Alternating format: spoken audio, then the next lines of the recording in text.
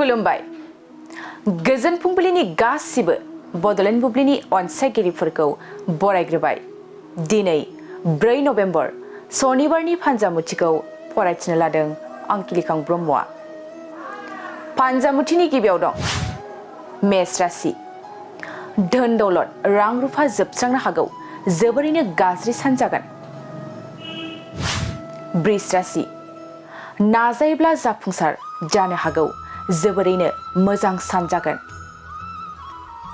मिथुन राशि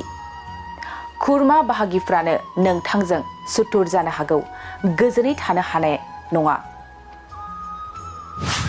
कर्कट राशि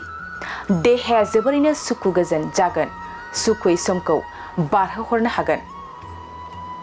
सिंह राशि दुखु दाहायाव गोग्लैसोना थानांनो हागौ जोबोरैनो गाज्रि सान जागोन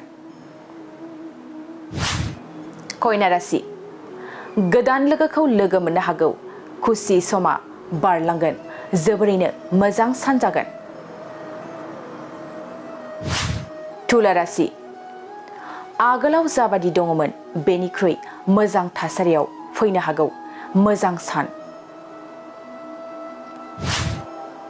वृश्चिक राशि दुखुनि सम जानो हागौ साननायफ्रा जाफुंजोबनाय नङा गाज्रि सान जागोन धनु राशि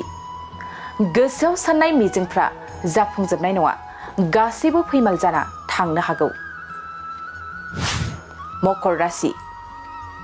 गोसोआव आसा खालामनानै थानाय खामानिफ्रा जाफुंनो हागौ मोजां सान जागोन कुम्भ राशि धोन आर्जिना लानो हागोन सिगांनि दाहारफ्रा जोबस्रांगोन मोजां सान जागोन मीन राशि सोमोन्दो गावस्रालायनो हागौ गोसोआव गोजोननाय गैयै जागोन गाज्रि सान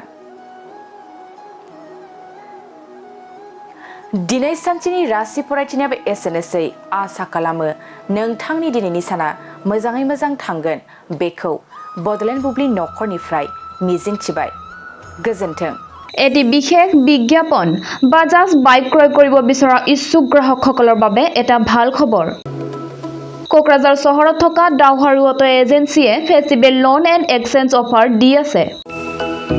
গ্ৰাহকসকলে আগতীয়াকৈ কম পৰিমাণৰ টকা দি নিজৰ পছন্দৰ দুচকীয়া বাহন ক্ৰয় কৰিব পাৰিব বাজাজ কোম্পানীৰ সকলো ধৰণৰ মডেল পোৱা যাব পালসাৰ সিটি প্লাটিনা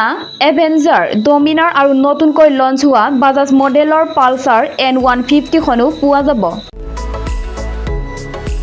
ডাউহাৰু অটো এজেন্সিয়ে গ্ৰাহকসকলৰ বাবে RC ইন্স্যুৰেন্স আদিকে সাঙুৰি 9,999 নিম্নতম পৰিমাণৰ টকা দি দুচকীয়া বাহন ল'ব পাৰিব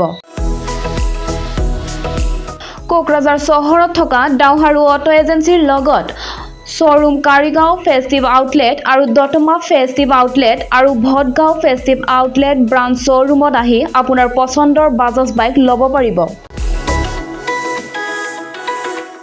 ডাউহাৰু অটো এজেন্সি শ্বৰুমে ভাল অফাৰ গ্ৰাহকসকলৰ বাবে আনিছে তাৰে ভিতৰত 5 লিটাৰ পেট্ৰল ফ্ৰী দুটা হেলমেট ফ্ৰী এচিয়ৰ্ড গিফ্ট প্ৰদান কৰা হ'ব আৰু এক্সচেঞ্জ সুবিধাও এভেইলেবল আছে অধিক জানিবৰ বাবে 6000399187 আৰু